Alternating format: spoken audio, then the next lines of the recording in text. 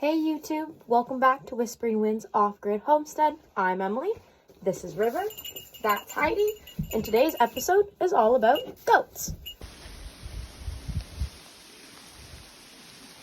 This is my first time owning goats, so I am not an expert. This is just what we are doing on our homestead and what is working for us currently. This may not work for you at your homestead depending on your climate and what you have arranged. However, there are basics that all goats require, and those are what I'm going to go over today. And one of those things are a shelter. I am currently standing in our goat house. I come in here once a day and I rake down the poop and I put fresh bedding on top. And then every so often when it starts getting too full, I clean it out and I put it in our manure pile. Goats create a lot of manure. They also create a lot of hay waste. I use their old hay that they've wasted as their bedding. That's because there's no straw in my area. A lot of people will say, well, you should use straw because it's more insulating. Well, that's just not something that really grows out here, so we use the wasted hay. In their goat house, it needs to be relatively draft free. That means there's no airflow coming in at the level of the goats. However, you do want to have ventilation. That would be airflow above the goats. So having ventilation up in your roof is totally fine. Having holes down below where there are breezes going onto the goats, not that great, especially if you live in Canada like myself, where it can get really cold down to like -20, -30 Celsius.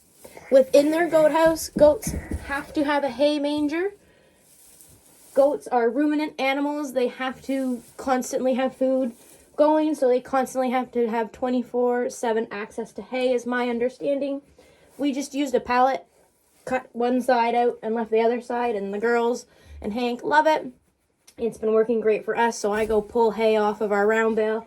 I throw it in here for overnight, and that way they have hay for overnight. They do have an external hay feeder, which I will get to and I will show you. Goats also need water just like any other animal. Goats are picky about their water though. They prefer clean water, so you have to make sure to do it twice a day. Once in the morning, once at night. Sometimes a third time in the middle of the day, depending how it's going. If there's any poop or hay that gets in their water, they don't like it anymore. They're not going to drink it. You have to dump it and give them fresh water. There might be totally clean water in the morning, and you're like, oh, they'll drink that, or I can just top it up.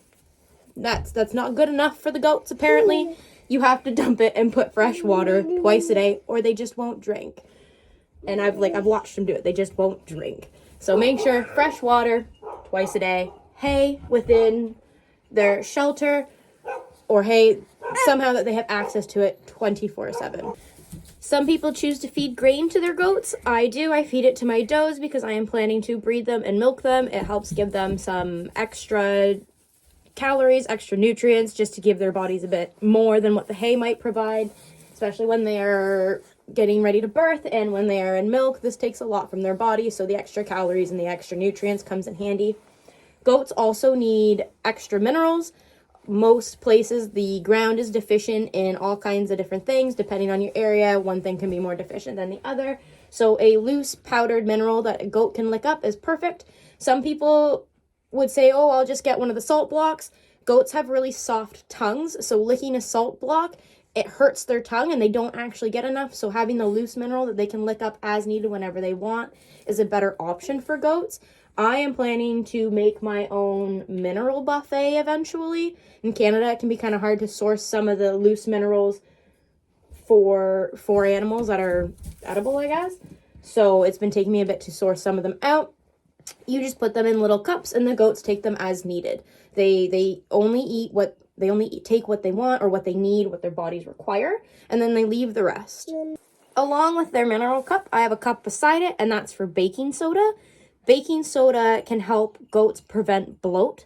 So if they've eaten something they probably shouldn't have and their stomachs aren't green and there's too much air in their stomachs, the baking soda helps neutralize that, from my understanding, and prevents them from having severe bloat, which can actually kill a goat. This is the shelter where they live. Mineral container, baking soda container. This is one stall that I created. This closes, but everybody sleeps together, so not a big deal. And then another stall. This stall is for when they kid. Everybody's hungry. It's dinner time. and time to get locked up for the night. This is Snoopy. She is the matriarch of my herd. I'm going to show you how to do a body score on her, or what the areas to look for body scoring. Body scoring allows you to assess whether your animal is at a proper weight or not. There's a way to measure your goats. If you do not have a scale, that tells you how to weigh them, and I don't know how to do that yet. However, I have learned from the vet how to body score. You feel around this area, around their hips, to make sure that there's an excess fat along with the spinal process. I'm going to go over an actual detailed video about how to do that. And along their sternum, and you feel in areas where they would store fat to make sure that they have enough on them. Sometimes goats are super, super fluffy, and although they look fluffy, they can be skinny underneath all the fluff, so it's really important to get your hands on them. Another important thing to know about goats is, I don't know if she's going to let me do it, I just trim them, but you have to trim their hooves. They grow just like nails. They have a click in them just like nails. I will do another video about how to trim their hooves. And another good assessment to know for basic goat keeping is FOMACHA score. It is, you have to push down on their eyelid, or the top eyelid, and look at their bottom eyelid, and you base it off of the color, whether or not they are anemic, and this can help provide you a lot of details of other things. So those are the really important ones, which I will do videos on later about how to actually do it. The girls are getting their dinner. Hank, our buck, does not get fed grain. Bucks should not be fed grain, as they can get urinary calculi, or not a lot of grain, I should say, as they can get urinary calculi from them, is what I've read. So his body score is great. I've got no reason to give him grain. So Hank gets locked away and the girls get fed. Thank you for watching. If you haven't already, subscribe. If you have any comments, comment them below. Don't forget to like it if you do. And I think the next video I'm going to post is probably going to be all about maple syrup, because we have just started maple syrup season here in New Brunswick.